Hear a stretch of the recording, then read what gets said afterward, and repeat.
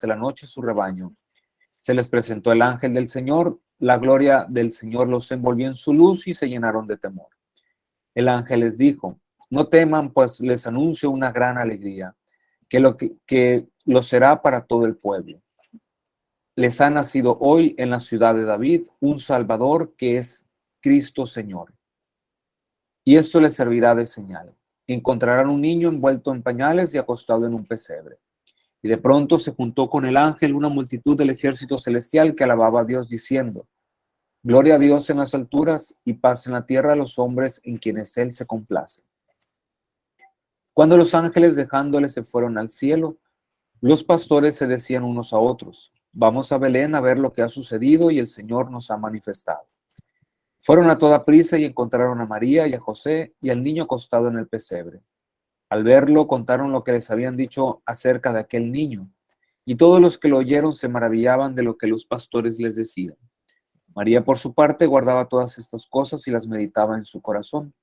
Los pastores se volvieron glorificando y alabando a Dios por todo lo que habían visto y oído, tal como se les había dicho. Muy bien. Entonces, tenemos una narración de principio a fin. Es decir, ahí se acaba la historia del nacimiento, digamos así. Empieza situándolo en el tiempo, ¿no? En el tiempo del edicto de César Augusto del censo, en la orden del censo. Entonces, empieza, ese es el cuadro donde se ambienta, ¿no? Y que conecta el acontecimiento con todo el mundo. Eso es importante, ¿no? Lo conecta con la oikumene. La oikumene se refiere al mundo conocido. Y el mundo conocido era lo que estaba en ese momento bajo el dominio del Imperio Romano. Entonces, esto por un lado significa que el acontecimiento que va a narrar repercute en todo el mundo, ¿no?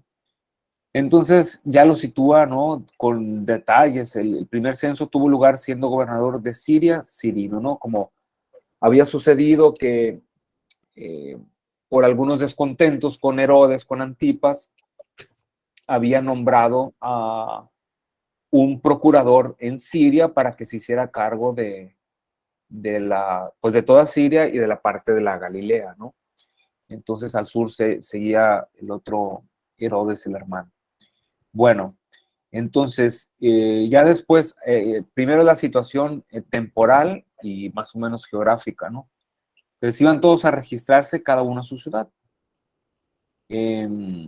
Aquí hay una imprecisión, pues, pero bueno, eso no nos interesa ahorita. Sube también José desde Galilea, entonces nos habla del trayecto de la ciudad de Nazaret a Judea, la ciudad de David, que se llama Belén. ¿Qué distancia más o menos hay? Hay como unas 2 o 3 horas. Sería como de Navojoa a Guaymas.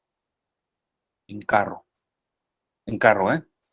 Denme un segundo. Vete en la presentación. Gracias a Dios, ahora a finales de marzo tuve la oportunidad de estar allá. Rentamos un carro a unos amigos y era lo que hicimos del lago de Galilea, de Nazaret por allá, a Jerusalén. Hicimos como 2 o 3 horas, no me recuerdo. Es lo que se hace en carro. Entonces, para tener una idea de la distancia, entonces María y José caminaron lo que equivale ir caminando desde Navojoa hasta a Guaymas, el aproximado. Entonces, para que ustedes más o menos se imaginen la trayectoria que ellos recorrieron, ¿no? Bueno. Nada más como una referencia, padre. La velocidad a la que el humano camina es aproximadamente 6 kilómetros por hora en terreno plano, ¿sí? Y a un ritmo constante, ¿no? Uh-huh. Entonces, si estamos hablando de que de Obregón a Guaymas hay aproximadamente 120 kilómetros, 124 kilómetros, y hay 42 kilómetros a Navojoa, pues entonces son 66 kilómetros, más o menos. Son 65 entonces, a Navojoa. 65. Ah, bueno, sí. Entonces ahí ya tenemos 201 kilómetros, más o menos.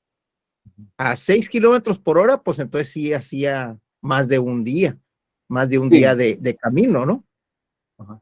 Y teniendo en cuenta de que a lo que dice el texto, María ya iba embarazada. Entonces, Además, no pueden ir a una gran velocidad. Entonces, a lo mejor iban un poco más lentos, tendrían que estar pidiendo hospedaje pues cada rato, ¿no? Entonces, nada más para tener una idea del recorrido que hicieron. Bueno, entonces, seguimos con la lectura. Bueno, seguimos con los detalles. Aquí estamos. ¿Ya se ven? sí, ahí está. Ok, a la ciudad de Galilea, a la ciudad de David. Entonces, el énfasis que hace tanto Lucas como Mateo, ¿no? Que es de la descendencia de David. Entonces, quieren dejar claro que Jesús es descendiente de David y que se cumple en él, pues por ser de la dinastía de David, del linaje más bien, eh, pues es un heredero al trono del reino que inició bueno, antes con Saúl, pero que la promesa fue hecha a David. ¿Qué se llama Belén? No se van a dar cuenta, pero Belén, bueno, aquí me entregas, Belén significa la casa del pan. Bet Lehem, la casa del pan. Pero Lehem en árabe, de donde proviene la palabra, significa carne. Entonces, primero es la casa de la carne, la casa donde se encarnó el Hijo de Dios, y después la casa del pan. Por haberse encarnado, puede ser pan para nosotros. Gracias a la encarnación, Jesús, el Hijo de Dios, es alimento, ¿no? Entonces, para eso nos ayuda mucho en la interpretación. Belén. Primero es, en árabe, la casa de la... Lehem es carne, en árabe. Luego, cuando pasa al hebreo, significa pan, alimento. Porque se encarna, es pan, es alimento para toda la humanidad. Es la casa del pan, la casa donde donde se hace carne y se hace alimento para la humanidad. Por ser el de la casa y de la familia de David, ¿no? Como les digo, el énfasis que van a estar haciendo constantemente. Para registrarse con María, su esposa. Entonces, un detalle que tenemos que notar es que siempre dicen que María es su mamá, pero nunca dicen que José es su papá. Siempre lo refieren como el esposo de María, pero nunca como papá del niño, que estaba embarazada.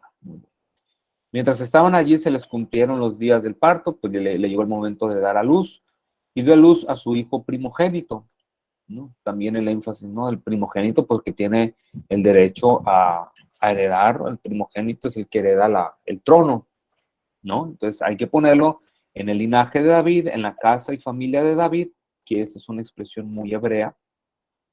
Bet David, la casa de David, que aparece en la estela de Tel Dan, que está en el Museo de Jerusalén, y la familia de David, ¿no? Entonces aquí está. Entonces le envolvió en pañales y le acostó en un pesebre porque no tenían lugar, no tenían sitio en el albergue. Bueno, el pesebre era de piedra, ¿no? Lo más probable es que fuera de piedra. A mí me tocó ver unos pesebres en Megiddo y les tomé una foto y no tuve la oportunidad de prepararles la fotografía. Bueno, pero son muy pequeños, apenas cabe un niño de ancho. De largo pueden caber dos, pero de ancho nada más uno.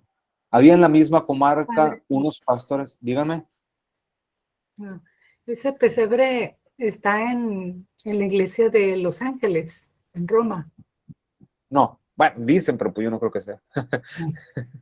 Dicen que se llevaron todo para allá. Sí, pues, como dicen de la cruz, ¿no? De todas las astillas se juntan 20 cruces, ¿no? Para saber. Pues la gente lo venera.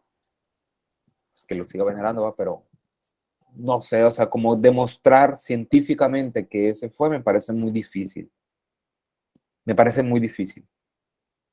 Entonces, en la iglesia de Roma, pues, no sé. Pues ahí está la devoción, pero hacer una demostración arqueológica, la verdad no lo sé. A mí me tocó celebrar allí en Belén, en la iglesia, en la Capilla del Santísimo, porque la gruta la tienen los ortodoxos y los católicos están ahí pegados. Y pues ahí está donde pues la tradición dice que nació, ¿no?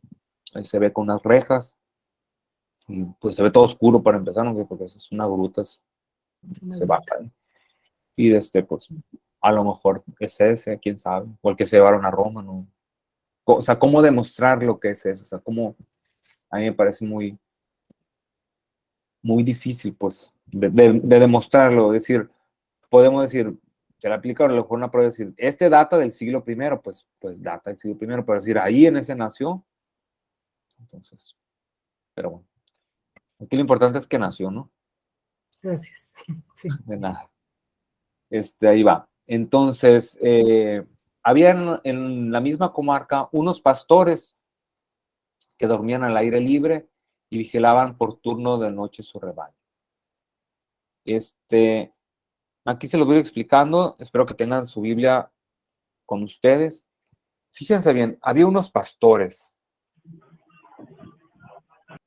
Adán era pastor porque custodiaba, el encargo que tenía era custodiar la creación.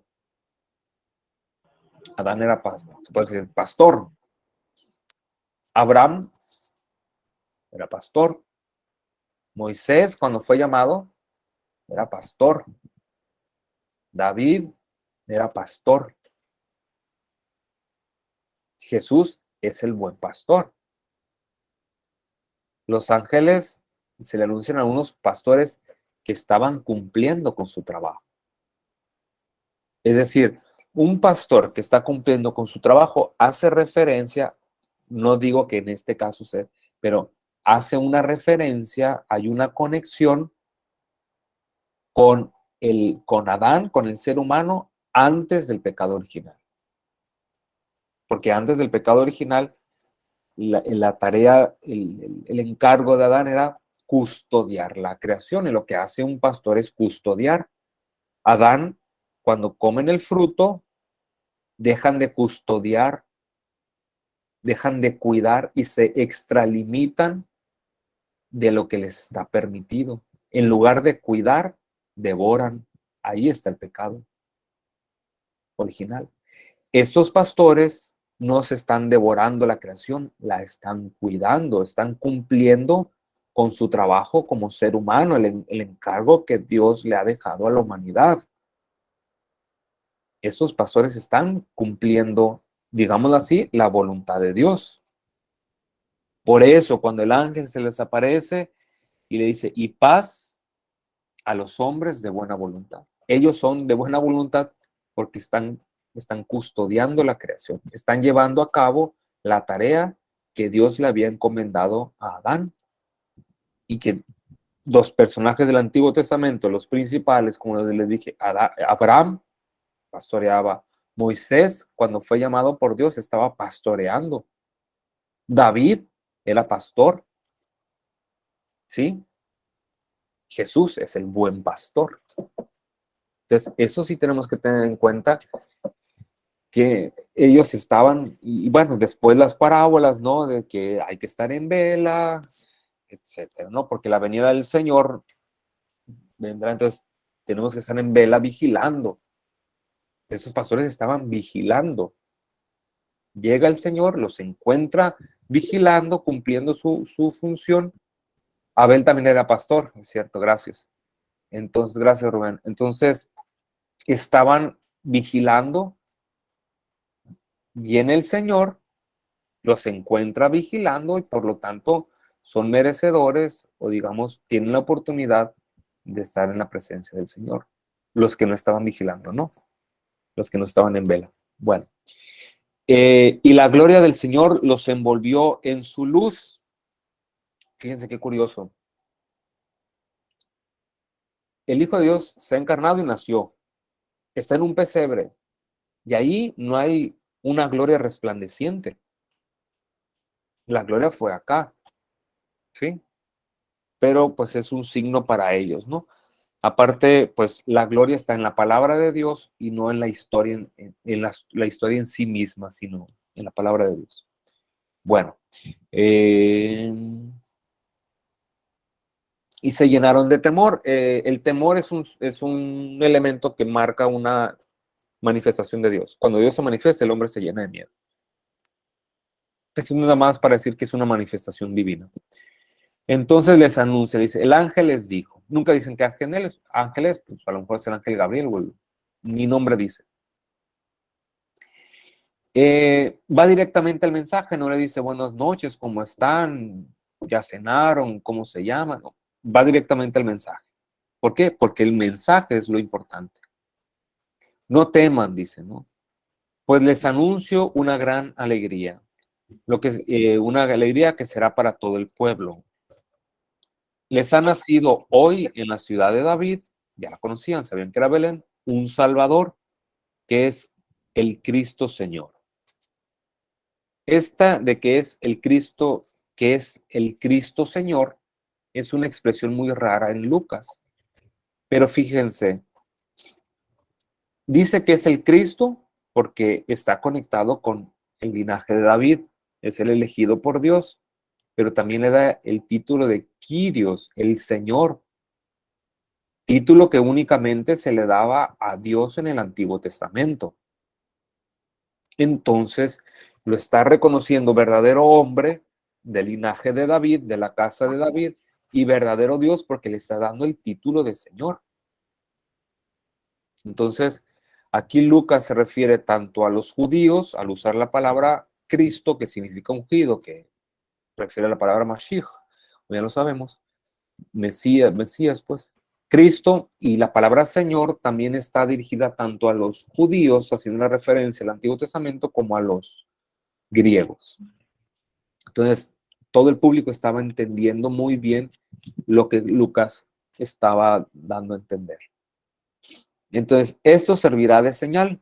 Encontrar a un niño envuelto en pañales, pues como que es una señal muy... Un niño envuelto en pañales, y acostado en un pesebre. La señal de Jesús, perdón, la señal de Cristo es Cristo mismo, porque está presente. ¿Sí? Esto es una cosa muy interesante. Pero bueno, nos tendríamos que meter en la teología de los sacramentos, pero el signo es al mismo tiempo el significado o el significante, ¿no? El signo de Cristo es Cristo mismo.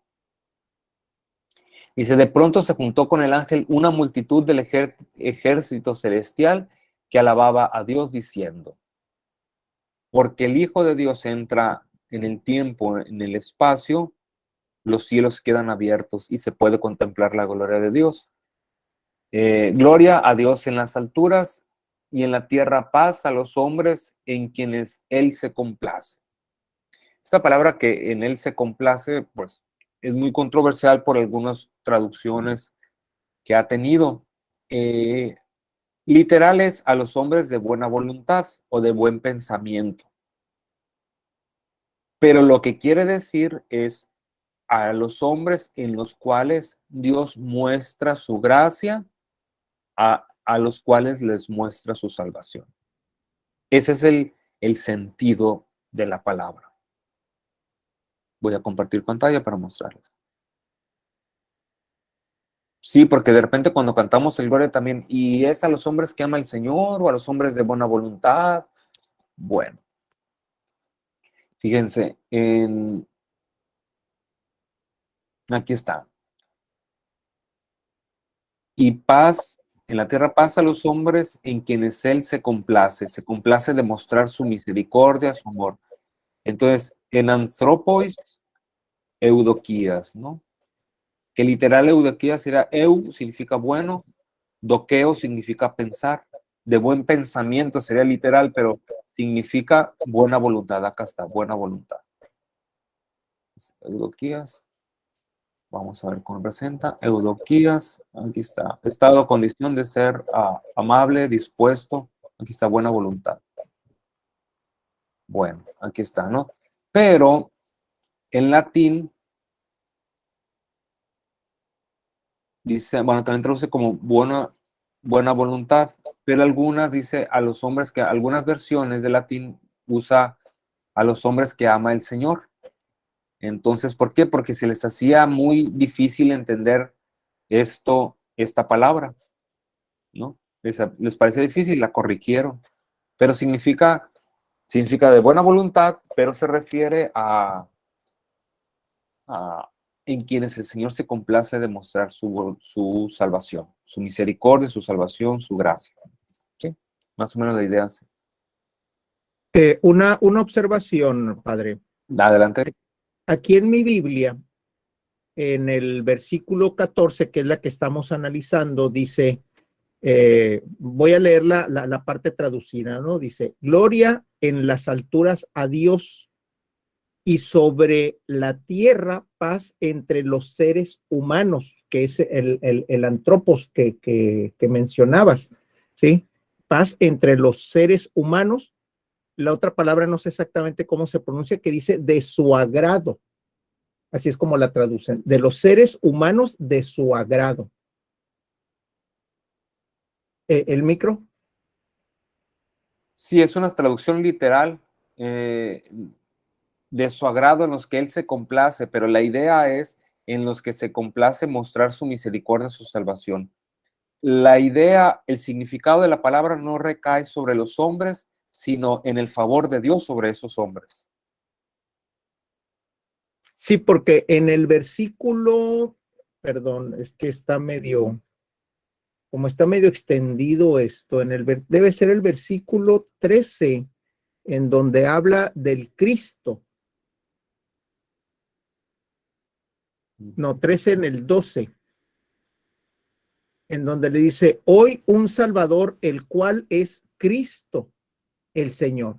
Sí, el final del 11. Ándale, al escuchar la palabra Cristo, sabemos que es el Mesías, pues es la palabra griega relacionada al Mesías, el que ha de venir, ¿no? Sí, sí, sí, pues es lo que comentamos ahorita, ajá, que hace referencia al Mesías y Señor, o sea, le he dado los dos títulos, el título de Cristo y el título del Señor, es decir, lo reconoce como Dios. Así es. ¿No? Sí, sí, es lo que habíamos comentado. Lo que tú dices es una traducción literal. Dice, doxa en hipsistois theo, gloria en las alturas a Dios. Hipsistois es en las alturas, ¿no? En hipsistois. Doxa es gloria. Ajá, aquí está. Es una traducción demasiado literal. Y luego, calle pigues e irene, y sobre la tierra paz. Es la traducción literal. Kai es y, epi sobre, ges, tierra, e irene es paz. Calle pigues e irene en anthropois eudoquías. En los hombres o seres humanos, sí. Ajá, de buena voluntad, eudoquías. Así es la traducción como lo vimos. Aquí se los mostré. Buena voluntad, eso significa buena voluntad. Bueno, ahí está. Entonces, ahí está la aclaración, ¿no? Cuando los ángeles dejándoles se fueron al cielo, no es una visión, ¿eh? No es una visión. Es realmente se desaparecieron. No es una visión. Es una manifestación donde realmente los ángeles bajaron. Fueron al cielo, los pastores decían unos a otros, vamos a Belén a ver lo que ha sucedido. Eso que el Señor nos ha manifestado.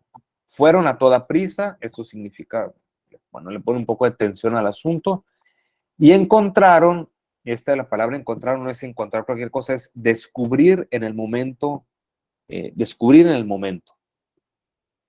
encontraron a María y a José y al niño acostado en el pesebre. Si se fijan, María y José nunca hablan, ¿sí? Al verlo contaron lo que les habían dicho acerca de aquel niño. Y todos cuantos lo oían se maravillaban de lo que los pastores decían. María, por su parte, guardaba todas estas cosas y las meditaba en su interior, en su corazón. Cardía usa, ¿no? Los pastores se volvieron glorificando y alabando a Dios por todo lo que habían oído y visto, tal como les había anunciado. Vamos a ver la última parte. Denme un segundo. Aquí está. Encontraron, no es encontrar cualquier cosa, sino descubrir en el momento exacto, ¿no? lo que les habían dicho. Tiene un énfasis esta palabra. Aquí está, contaron lo que les habían dicho a aquel niño y todos los que lo oyeron se maravillaban. Esta palabra maravillar, Lucas la usa con mucha frecuencia, ¿no? Y toda la multitud se maravillaba de lo que Jesús hacía, etc. Usa maravillar, los prodigios. María, por su parte, guardaba todas esas cosas. María, por su parte, aquí está, ¿no? Como. Por otro lado, María, aquí está María, todo estas las guardaba, las atesoraba, tarrémata, las cosas estas, tauta, tarrémata son las cosas, o las palabras cosas. Dice, simbalusa, en te cardía autes, simbalusa, es decir, las meditaba y comprendía claramente lo que Dios había dicho y hecho. Esta palabra simbalusa no solamente significa meditar, sino también comprender y tener claridad de todo lo que había sucedido y de lo que Dios había dicho. En el cardía, en su corazón. No dice en su mente, dice en su corazón. Eso quiere decir que la comprensión que ella había tenido no era una comprensión únicamente intelectual, sino que involucraba la totalidad de la persona. Pensamientos, sí, pero también sentimientos, emociones, todo, toda la totalidad de la persona. Ella meditaba y comprendía con claridad todo lo que había sucedido y lo que Dios había dicho en su corazón, no solamente su mente, no solamente fue un conocimiento intelectual, sino fue un conocimiento total. Y los pastores regresaron glorificando y alabando a Dios por todas lo que habían escuchado y visto. ¿Sí? Entonces, volvemos a lo que habíamos comentado la vez pasada. Las obras se ven, y las palabras se escuchan, ¿no? Entonces, la enseñanza también, como dice en Hechos de los Apóstoles, todo lo que Jesús comenzó a hacer es lo que se ve y a enseñar es lo que se escucha. Desde el inicio, ver, escuchar obras y palabras va a ser un binomio que va a ir acompañando al lector del Evangelio de Lucas, ¿sí? Y son las obras que Dios realiza, ¿no? Que comienza desde el nacimiento de Jesús, ya se refiere a las obras y palabras que se ven y que se escuchan, ya desde entonces, desde los pastores, y que Dios continúa haciendo y enseñando a través de su iglesia, como lo vimos en Hechos de los Apóstoles al inicio. Bueno, aquí son estas claves que nos ayudan a acercarnos al texto. Ahora, me gustaría si alguno de ustedes, de todos los que nos acompañan hoy, quiera comentar algo sobre el texto, algo que le haya llamado la atención del texto, ya sea de lo que comentamos nosotros o lo que ustedes por su cuenta hayan descubierto. Un comentario, es decir, qué es lo que del relato les ha llamado la atención. Adelante, Lupita. Está Ángel levantando la mano, Ángel Sebastián. Sí.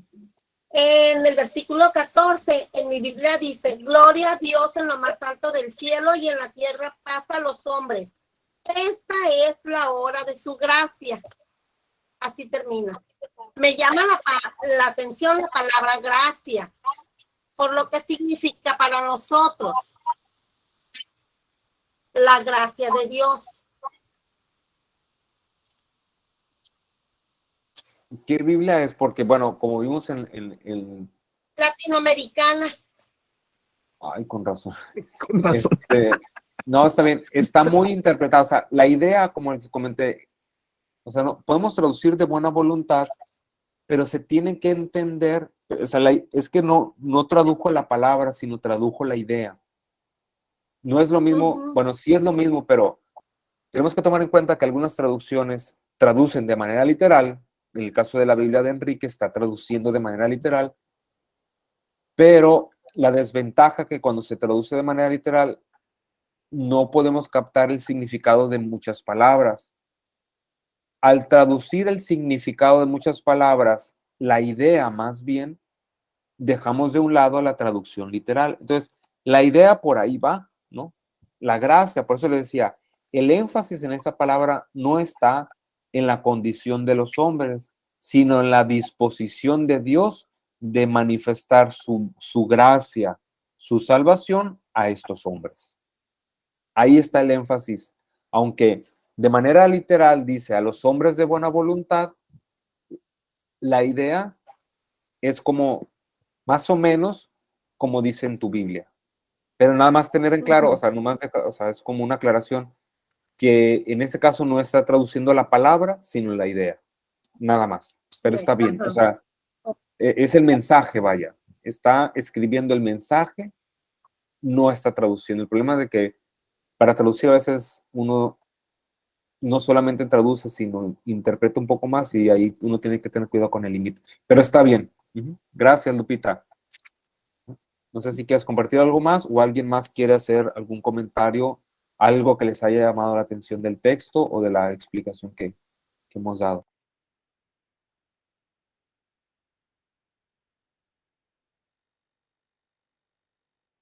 Bueno, yo haría el siguiente comentario, ¿no? Y aprovechando ahí que Lupita, ¿no? Fue la que acaba de hablar, ¿no? El sentido de las traducciones. Yo, por ejemplo, para estudiar el texto, utilizo varias Biblias, varias traducciones, ¿no? Así como el padre tiene, pues, el catálogo ahí de Biblias, ¿no? Y en un momento dado saca los paralelos. En este caso, la Biblia que yo tengo es la interlineal, que es griego-español. Entonces, por eso es que va en el sentido, como tú dices, ¿no? Literal de la traducción, ¿no? Pero en un momento dado, al tener esa traducción de la palabra, también nos acerca al sentido de la palabra. Y es ahí donde la idea ya se puede tomar como interpretación, ¿no? Yendo a conocer el texto y el contexto, ¿no? Entonces,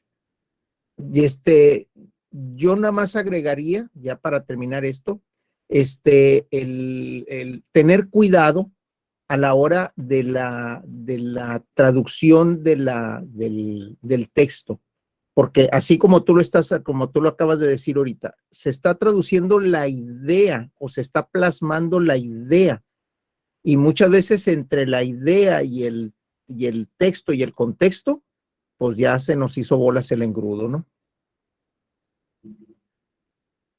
Sí, la cuestión de las traducciones le corresponde a los obispos. Los obispos son los que aprueban las traducciones. Esa traducción está aprobada por la Conferencia Episcopal.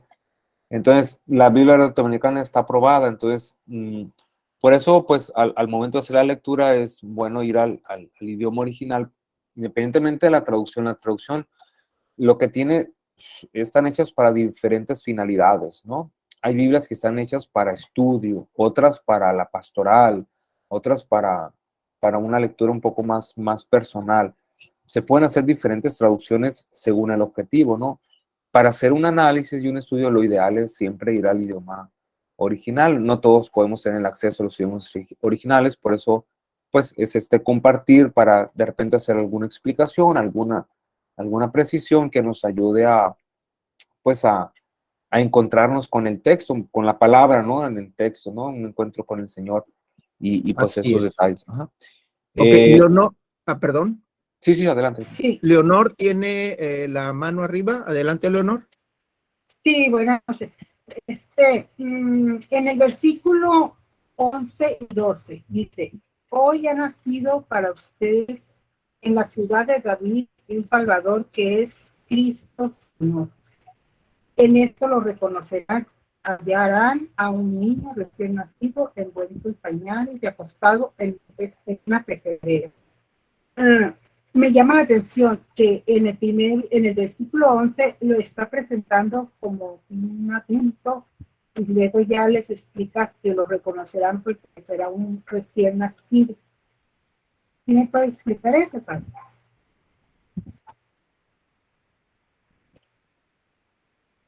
¿Puedes repetir la pregunta? En el versículo 11 lo presenta como un ¿qué dices? Como Cristo Señor, como una Ajá. persona adulta. Siento yo así se me lo, No. Ok. lo leo. Y luego dice, lo hallarán a un niño recién nacido envuelto en pañales. Ok. Bueno, qué bueno que hiciste esa pregunta porque el versículo 11 está, lo voy a explicar, voy a tratar de explicar un poco el versículo 11, ¿no? Dice, hoy les ha nacido, hoy, ¿no? Y el presente que podemos aplicarlo a nuestro presente, ¿no? Todos los presentes en la Biblia los podemos aplicar a nuestro presente, eso es algo que nos puede ayudar para interpretar. Hoy les ha nacido, o sea, y no quita el acontecimiento histórico del alcance que tiene nuestro presente, ¿no?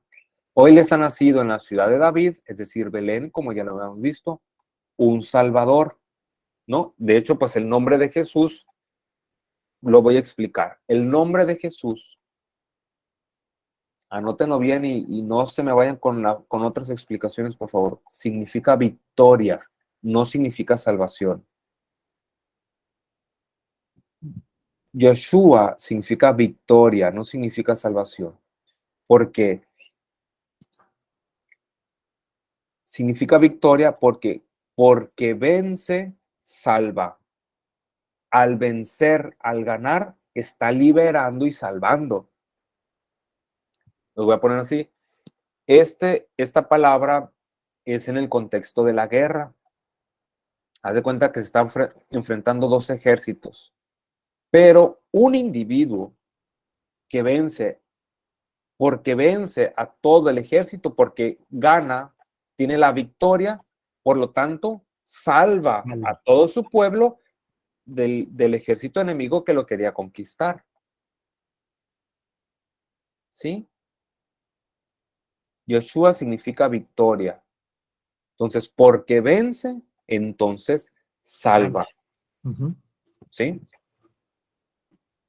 Hoy ha nacido un Salvador. Entonces, ¿a quién vence? Vence a la muerte, vence al pecado, por lo tanto, nos salva.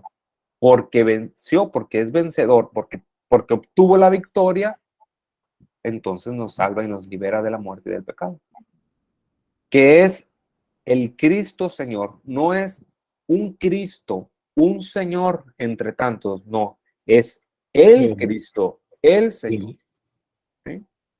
Pero aquí está junto sin artículo en griego, ¿no? Que es Cristo Señor. Ok.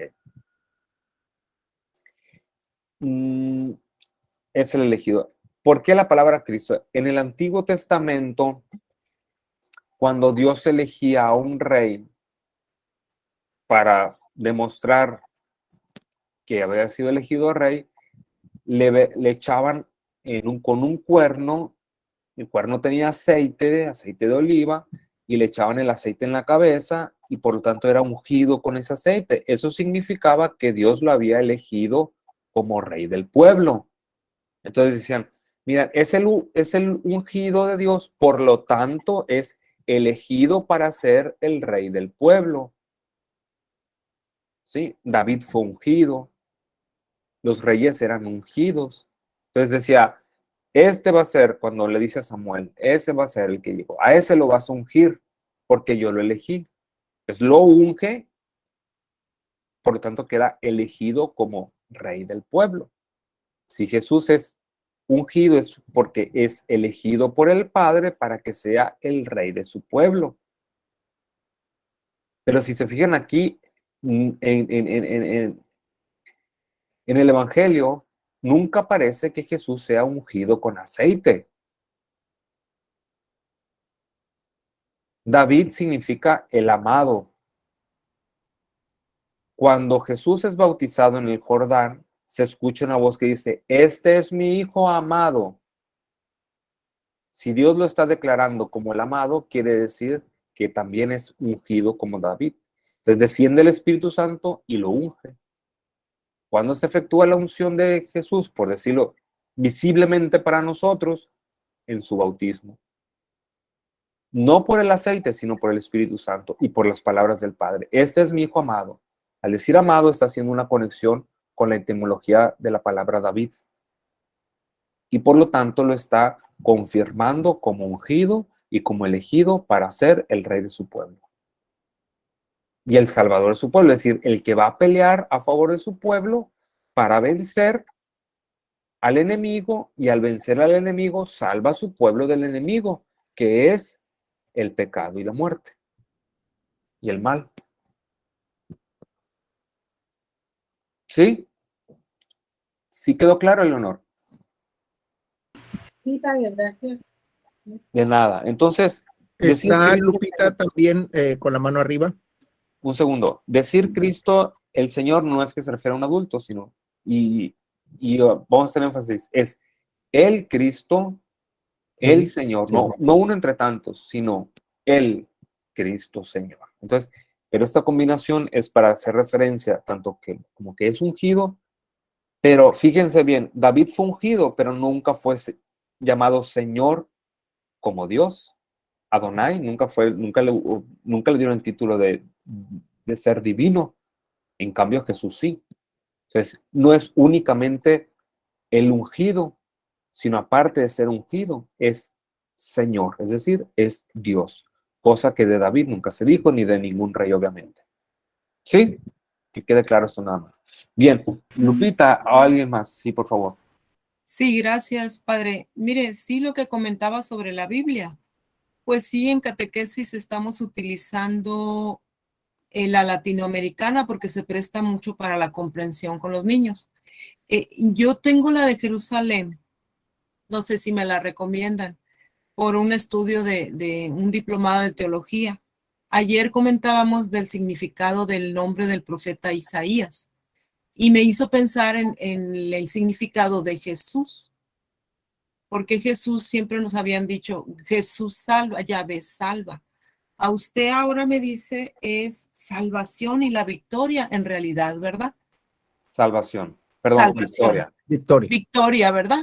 Sí. Ahora, Sí. esa del Señor salva, o sea, Yoshua, el verbo significa salvar, ¿no?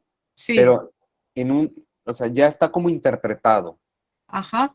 O sea, ya está interpretado porque, o sea, estrictamente significa victoria. Entonces, porque vence, porque obtiene la victoria, por lo tanto, salva y libera al pueblo del enemigo a quien él ha vencido. Uh-huh. Sí, gracias. Sí, y lo de las Biblias, la de Jerusalén está muy bien para estudio. La latinoamericana, otra opción para la Biblia, para la catequesis, puede ser la Biblia de nuestro pueblo del Padre Luis Alonso Chequel. También es muy buena para la pastoral. Uh-huh. ¿Alguien más quería hacer una pregunta o comentario sobre el texto de lo que les haya llamado la atención, por favor?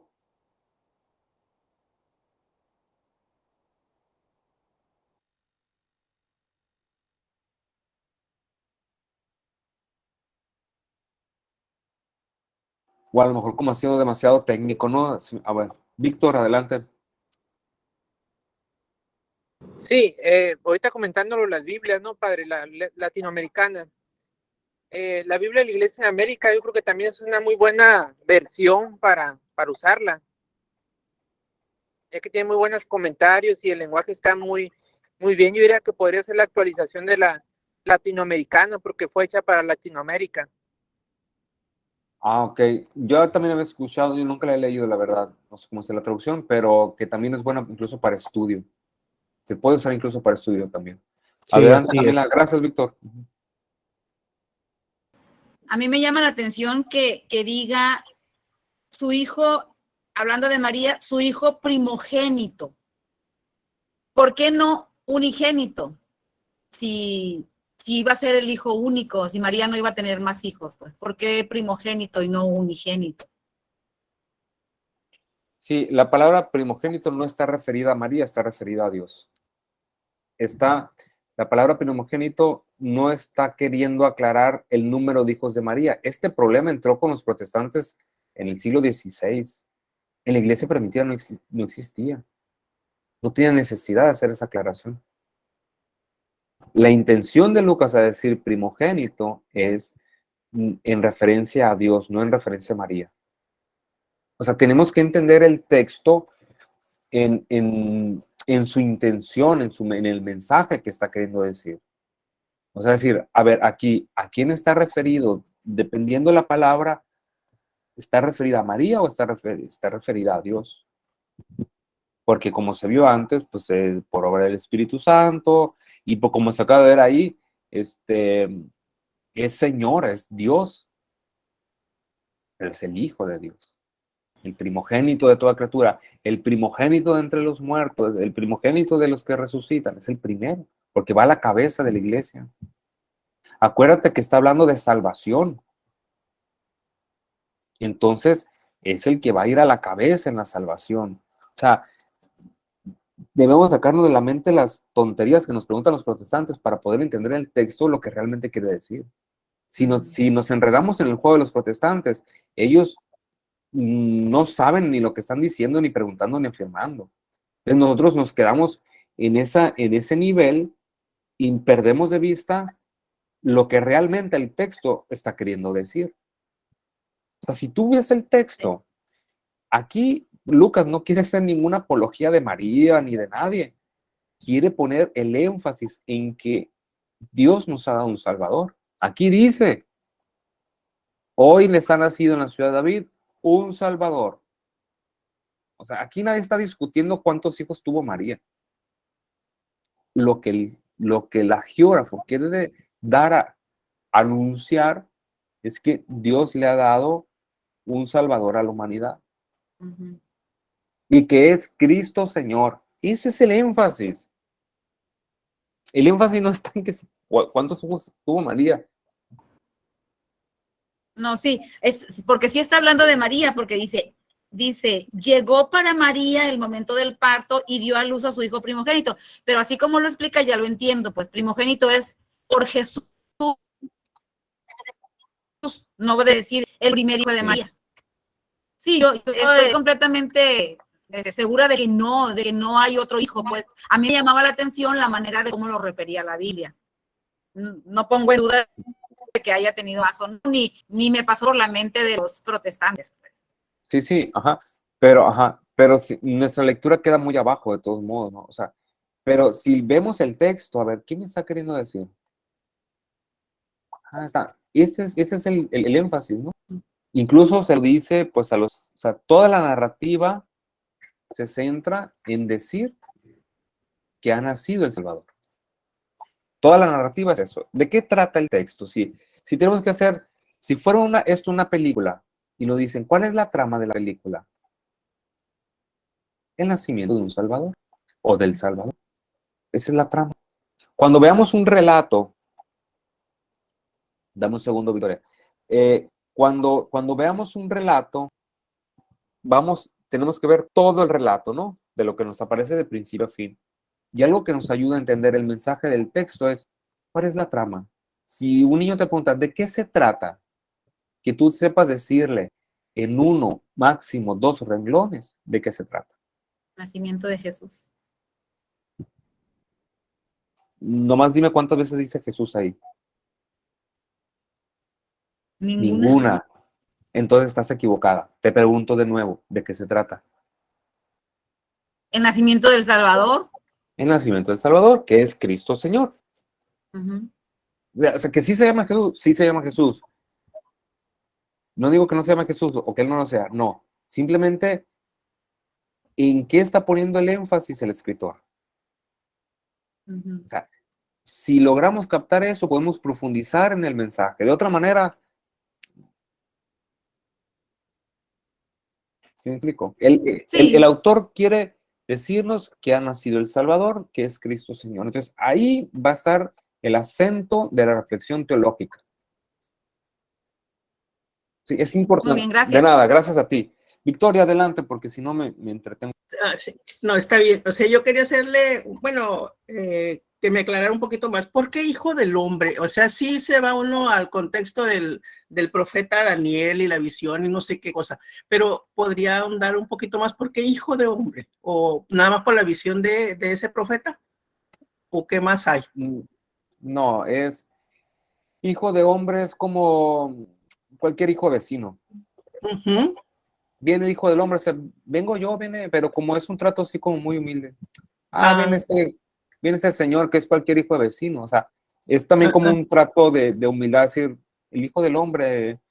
Hay varias explicaciones, ¿no? Una es la de Daniel, Sí. otra para hacer referencia a toda la humanidad, que conecta con la humanidad, pero lo otro también es una manera de referirse a sí mismo como, ¿quién es este que no es nadie? O sea, diciendo, pues, cualquier persona. Ajá. Ujú. Sí, Ok. O sea, son como tres interpretaciones que se le da, que sí. no podemos casarnos con una, en este caso. Cuando encontremos, habrá autores que digan, yo lo explico así, está convencido, pero no es dogma de fe. Hasta ahorita hay tres explicaciones que se dan a eso. Ninguna de las tres es dogma de fe. Ok, Camila, gracias. disculpa si la respuesta, pero era nomás como para hacer el énfasis, pero te agradezco mucho la Está pregunta bien, porque, padre, no se preocupe. porque Está está bien. yo creo que está el corazón del mensaje, ¿no? Gracias, gracias también, Victoria. ¿Alguien más que quiera comentar algo sobre el texto? Ya pasamos a la siguiente parte.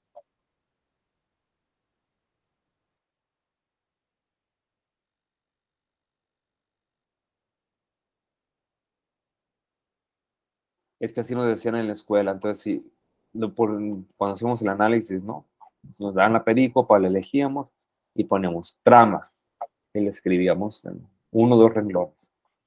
Y si, por ejemplo, decíamos así, el nacimiento de Jesús, y nos agarra el maestro, ¿dónde dice Jesús? Y pues, ahí sí nos ponían una...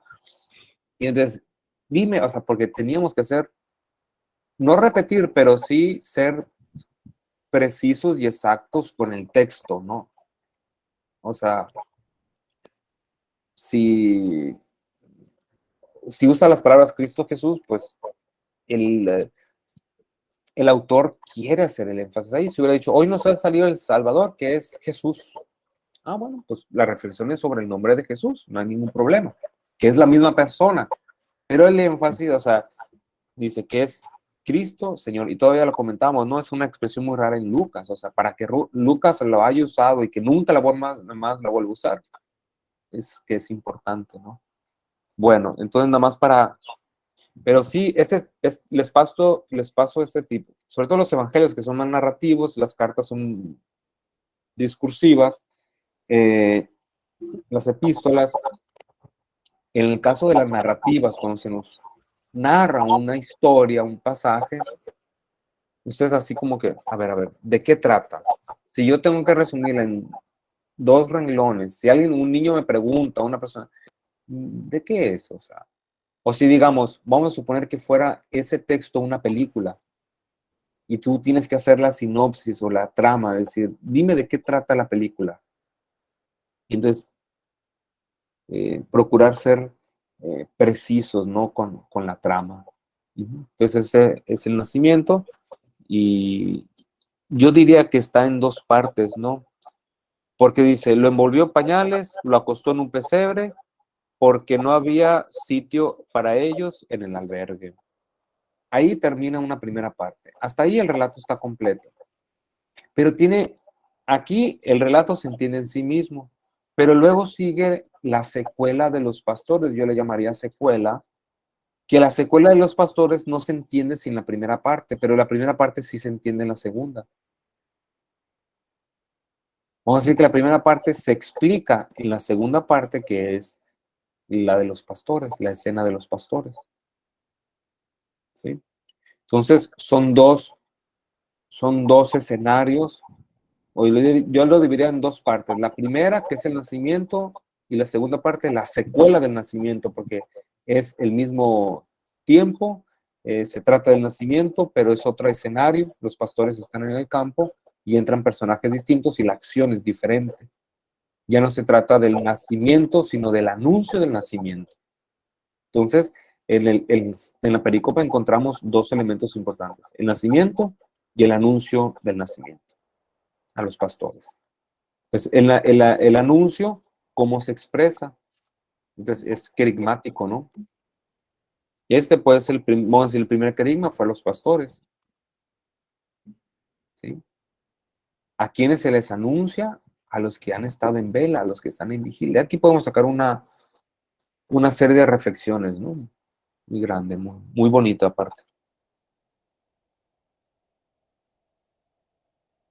Ok. Bueno, vamos ya sobre la media. Perdón, Rita. Ahí en relación a lo que comentó usted, padre, de los pastores, ahí es donde pues se cumple esto de Dios muestra su gracia, muestra su salvación a los que, a los hombres de buena voluntad, y que en este caso pues eran los pastores, ¿verdad? Que pues fueron los primeros testigos. Sí. Y si lo ponemos en conexión con la parte del final del Evangelio, qué bueno que lo comentas. Si lo ponemos en conexión, Jesús bendice, alzando las manos, los bendice y se eleva, algo así, ¿no? Bendición en este caso, en Lucas, significa que son los verdaderos herederos de la misión de Jesús. Cuando Dios nos bendice, significa que somos los verdaderos herederos de anunciar el Evangelio. Voy a buscar bien el término exacto que utiliza un padre, es un padre que da conferencias ahí en Roma, pero básicamente la idea es esta. Cuando la bendición que Jesús hace, los confirma como verdaderos herederos de la misión. Y entonces, pues ellos también pues reciben y de alguna manera se convierten en misioneros, es así. Pero digamos, ya después en la resurrección, podríamos hacer un comentario también, a propósito de los que, como dice, se les anuncia a aquellos que están en vela. Entonces los apóstoles que siempre han están en vela, son los que también reciben el mensaje de la resurrección. Gracias, padre. Está muy floja la conexión, pero podría hacerse. La conexión que yo hice está muy floja, el comentario que tú hiciste es muy bueno. Gracias. Gracias, padre. ¿Alguien? O bueno, Enrique. A mí me iluminó mucho su explicación, padre, del verso 19. María, por su parte, guardaba todas estas cosas y las meditaba en su interior. Usted nos dijo que eso de guardar todo en su interior involucraba su intelectualidad, sus emociones, su espiritualidad, en general, todo su ser.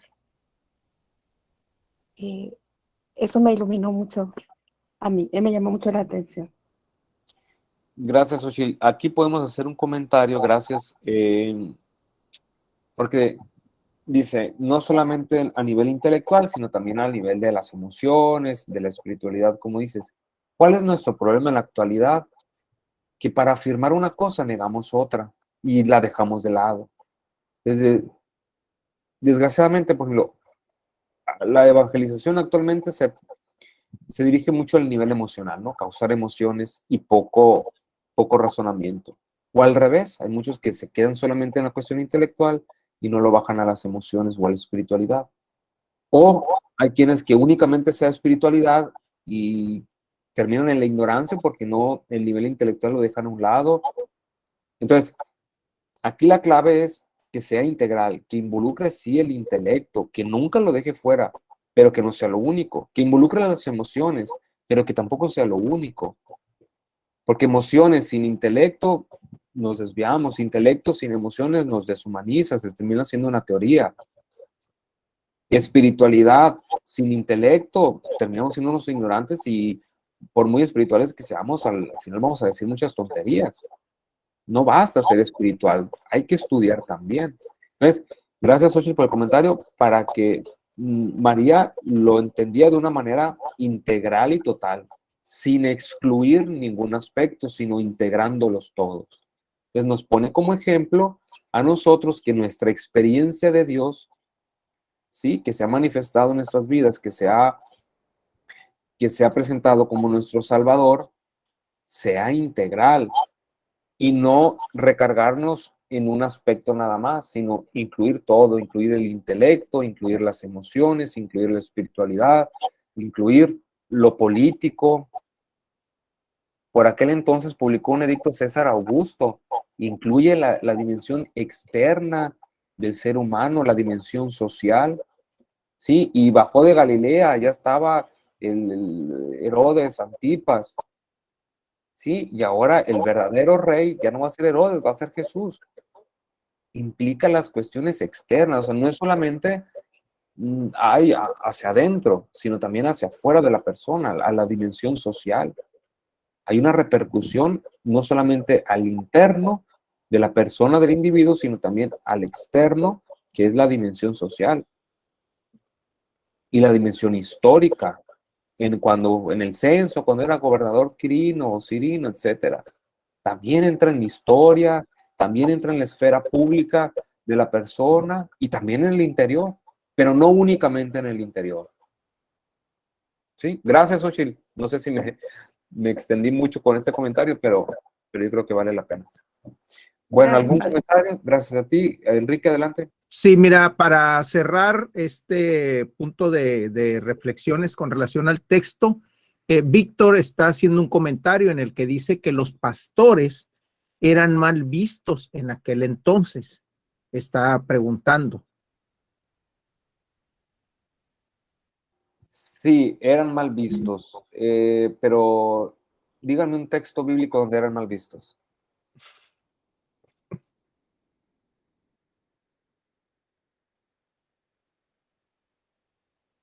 O sea, tenemos que tener mucho cuidado con los datos históricos.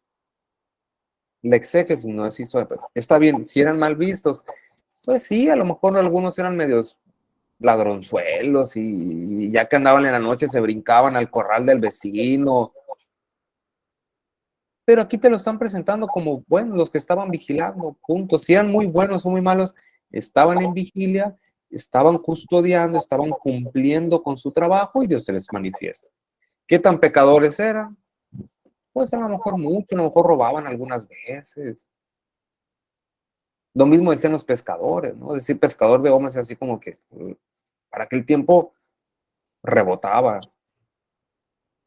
Pero Jesús toma esta parte humana de los apóstoles y la eleva al ministerio, ¿no? La pasa al ministerio que les encomienda.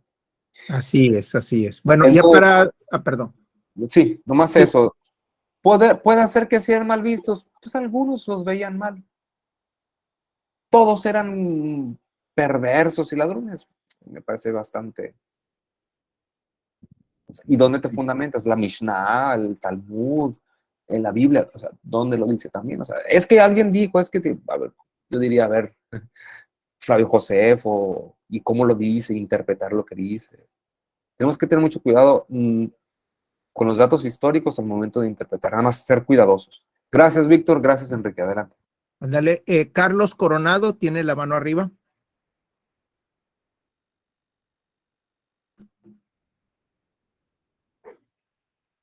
Carlos, si abres el micro.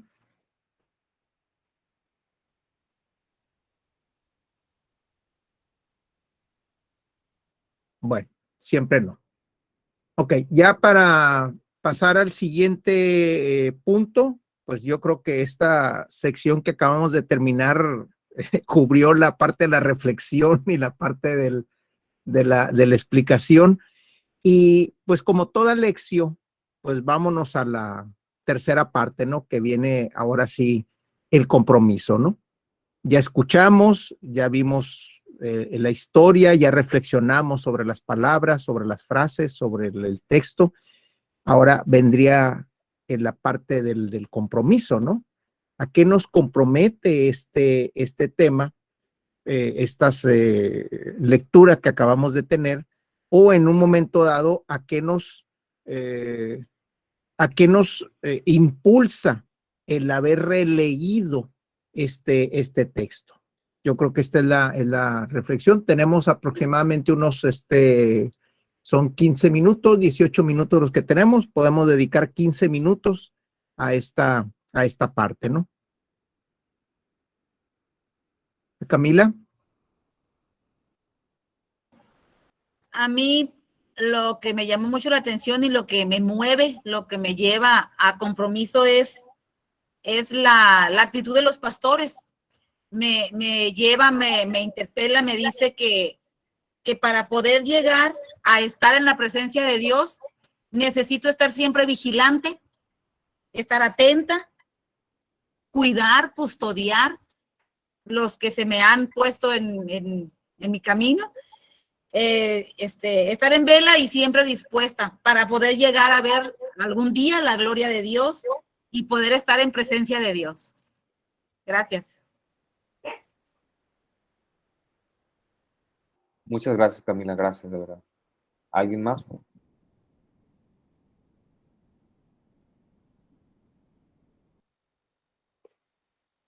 Patricia.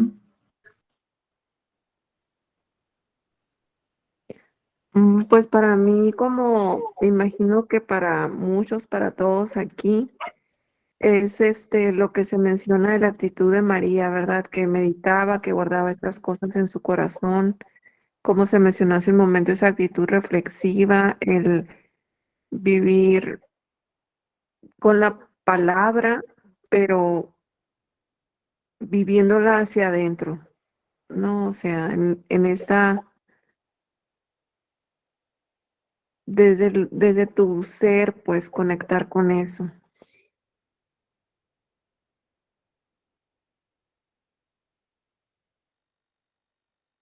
Perfecto. ¿Alguien más? Gracias.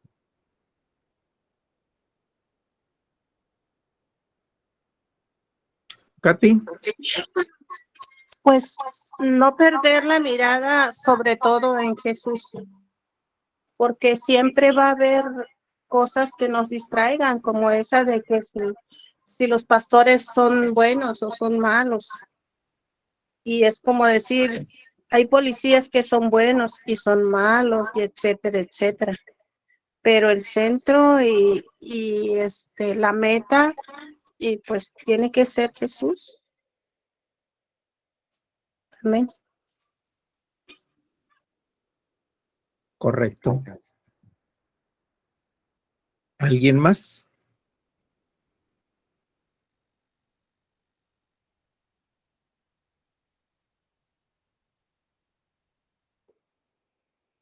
Víctor. Pues a mí me interpela precisamente esto de los pastores también, ¿no? A pesar de nuestra condición, seamos como seamos, pues el Señor se nos manifiesta en un momento de nuestras vidas para invitarnos, perdón, a seguirlo, a conocerlo.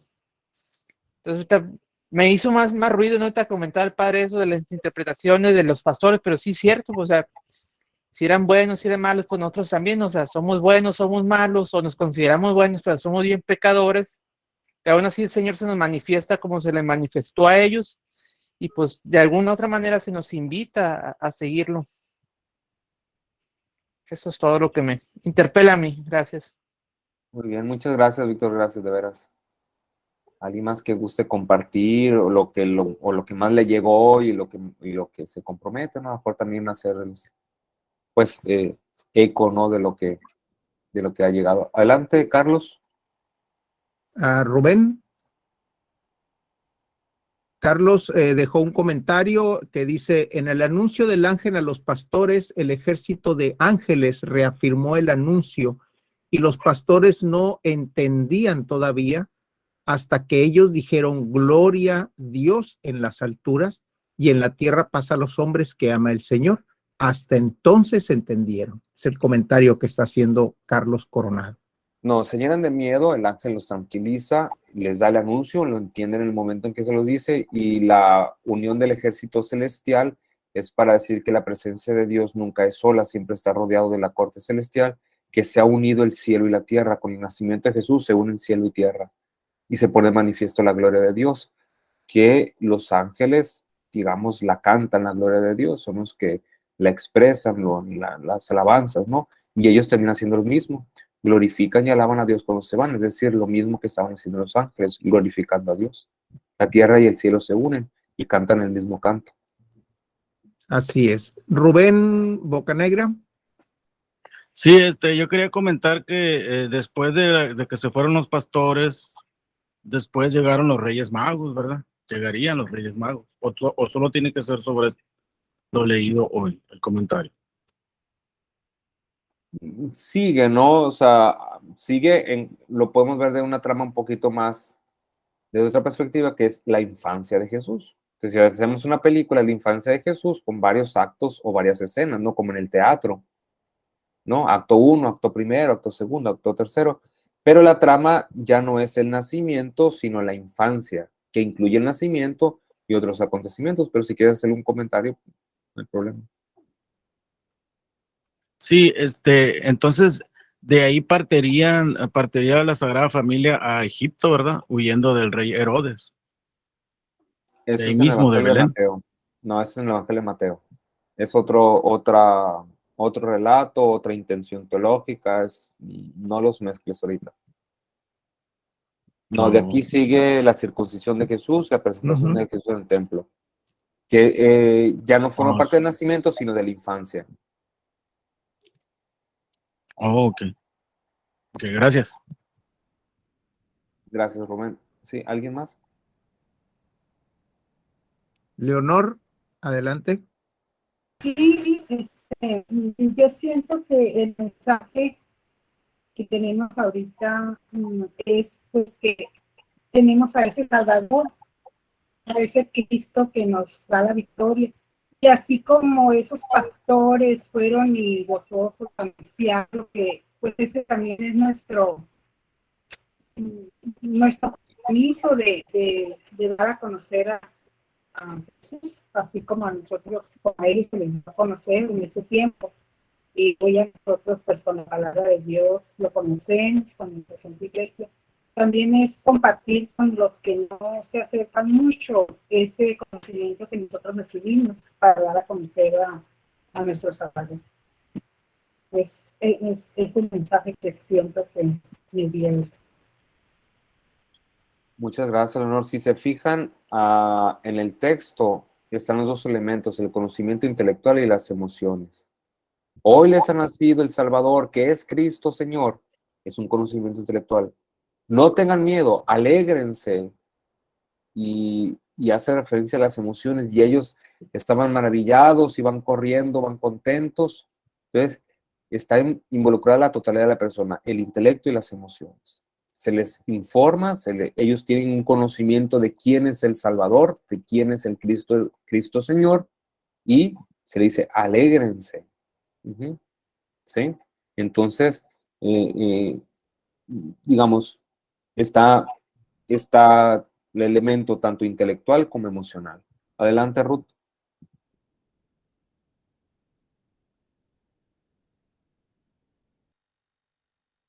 Ruth, si puedes abrir el micrófono.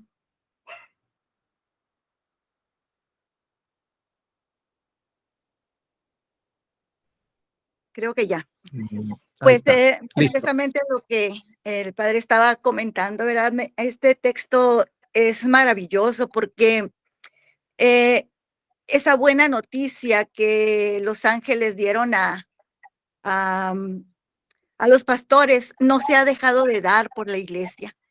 Y me llena de emoción porque precisamente cuando nosotros volvemos a transmitir lo que nosotros escuchamos, esa buena noticia, por lo menos yo espero que queden las personas que nos escuchan tan maravillados como los pastores lo estaban, de haber tenido ese encuentro con Dios, ¿verdad? Es que es algo maravilloso y todo esto pues no se ha dejado nunca de dar como pastores, como personas evangelizadas. Es el mensaje eterno que está la iglesia dando a todas las personas que desconocen y que están en espera de ese anuncio, de ese Salvador, de ese Dios que llegue a sus vidas, ¿verdad? A tanta desconocimiento de Dios que hay en la actualidad.